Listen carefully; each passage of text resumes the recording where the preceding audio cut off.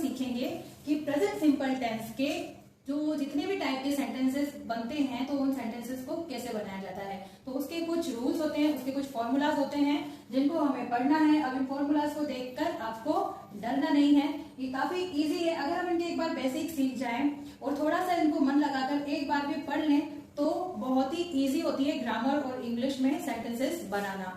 तो देखिए फिर से अब स्टार्ट कर लेते हैं। पहला सेंटेंस, पहला टाइप जो है सेंटेंस का प्रेजेंट सिंपल का वो है पॉजिटिव सेंटेंस। फिर होता है हमारा नेगेटिव सेंटेंस, फिर होता है इंटरोगेटिव सेंटेंस। तो पॉजिटिव सेंटेंस वो है जहां पर नहीं का यूज नहीं होता है। जैसे रवि स्कूल जाता है, रवि घर आता है, तो इसमें एक सिंपल सी बात कही जा रही है और लास्ट में यूज है ता है ती है का। उसके बाद है नेगेटिव टाइप। नेगेटिव टाइप जिसमें नेगेटिव का मतलब नकारात्मक, जहां नहीं जुड़ जाए। तो वो सेंटेंस जहां नहीं का यूज हो रहा है, जैसे रवि स्कूल नहीं जाता है, रवि घर नहीं आता है, तो यहाँ क्या हो रहा है, सेंटेंस वही है, बस क्या ऐड हो गया, नहीं। तो उसको बनाएंगे हम नेगेटिव वाले फॉर्मूला के साथ में। फिर है इंटेरोगेटिव सेंटेंस। इंटेरोगेटिव सेंटेंस मतलब प्रश्नवाचक वाक्य, जहां कोई प्रश्न पूछा जाता है। अब जब हम प्रश्न पूछते हैं तो आंसर हमें दो तरीके से मिलता है।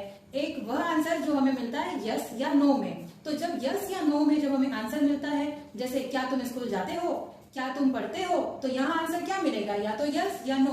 तो इसे बनाएंगे हम डू या डस का यूज करके इस वाले सूत्र के साथ में। और एक टाइप होता है प्रश्न का जहां हमें WH वर्ड से बनाना है। अब वहां क्यों बनाते हैं, वहां तब बनाते हैं जब हमें आंसर हाँ या ना में ना मिलके एक WH वर्ड का कोई हमें आंसर मिलता है। जैसे तुम कहाँ जाते हो, जैसे तुम कितने घंटे पढ़ाई करते हो, तो यहाँ हमें आंसर हाँ या ना में नहीं मिलके हमें एक बड़ा आंसर मिल रहा है। तो वहां हम कैसे बनाएंगे प्रश्नवाचक वाक्य, WH वर्ड का यूज करके। तो यहाँ अब सूत्र को एक बार फॉर्मूलाज को हम देख लेते हैं। तो पॉजिटिव प्रेजेंट सिंपल टेंस का फॉर्मूला है, सबसे पहले लगेगा सब्जेक्ट, फिर लगेगा वर्ब की फर्स्ट फॉर्म, वर्ब की फर्स्ट फॉर्म में लग जाएगा एस या ईएस, फिर लग जाएगा ऑब्जेक्ट, फिर है नेगेटिव वाला सेंटेंस ऑब्जेक्ट। चलिए नेगेटिव वाले सेंटेंसेस को भी देख लेते हैं।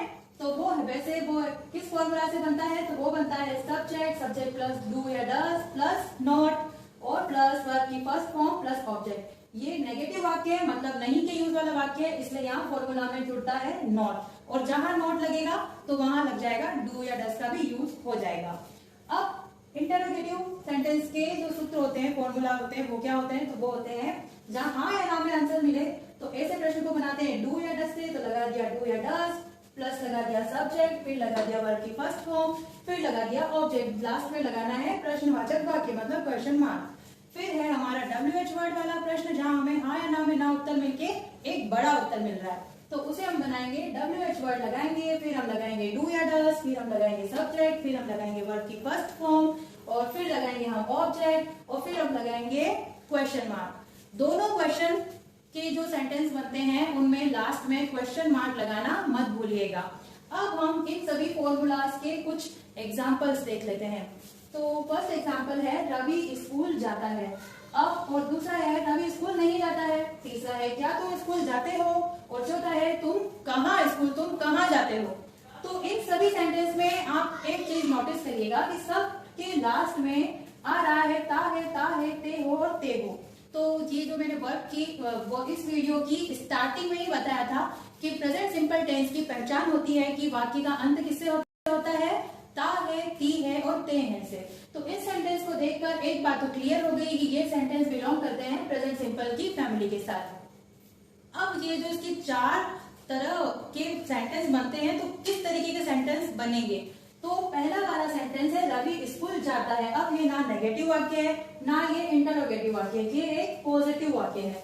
तो ये बनेगा इस फॉर्मूला के साथ में। तो सबसे पहले लगाएंगे सब्जेक्ट, सब्जेक्ट मतलब कर्ता, कर्ता कौन, कर्ता जो क्रिया करता है। तो यहाँ स्कूल कौन जा रहा है, रवि जा रहा है, तो रवि लग जाएगा आगे। फिर लगेगी हमारी वर्ब, वर्ब है जाना, जाना को बोलते हैं इंग्लिश में गो लगेगी। फिर उसमें लगेगा एस या ईएस, तो लग गया हमारा ईएस, बन गया गोस। फिर लगेगा हमारा टू और फिर लगेगा स्कूल।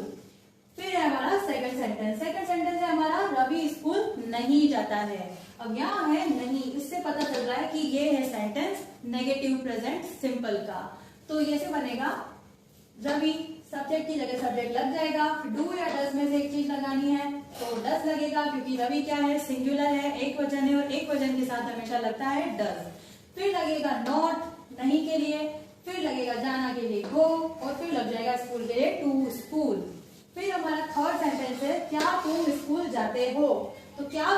जाते हो, इसका आंसर हमें किसमें मिलने वाला है, हाँ में या ना में।